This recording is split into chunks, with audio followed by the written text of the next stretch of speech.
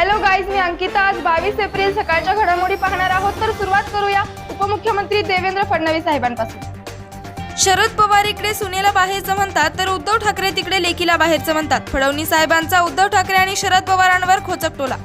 पुढील बातमी मुंबई विमानतळावर। गेल्या 15 ते 18 एप्रिल या कालावधीमध्ये मुंबई विमानतळावरील सीमा शुल्क विभागाने एकूण 9 किलो 482 ग्रॅम सोन्याच्या तस्करीचा पर्दाफाश केला आहे। आंतरराष्ट्रीय बाजारात या सोन्याची किंमत 5 कोटी 70 लाख रुपये इतकी आहे। एकूण 14 प्रकरणांत ही कारवाई करण्यात आली असून या प्रकरणी एकूण 8 जणांना अटक केली आहे। असेच नवीन अपडेट पाहण्यासाठी आपल्या एबीडी मराठी चॅनलला सबस्क्राइब करा आणि बेल आयकॉन प्रेस करा। पुढील बातमी। पीएम मोदींनी काँग्रेसवर केला हल्लाबोल। काँग्रेस पक्षाला आपल्या 60 वर्षांच्या शासन काळात आदिवासी समाजातून येणारी अशी एकही व्यक्ती मिळाली नाही जी देशाची राष्ट्रपती बनू शकेल। एवढेच नाही तर भारतीय जनता पक्ष भाजप गरिबांच्या कल्याणासाठी समर्पित आहे आणि पूर्ण प्रामाणिकपणे काम करतो।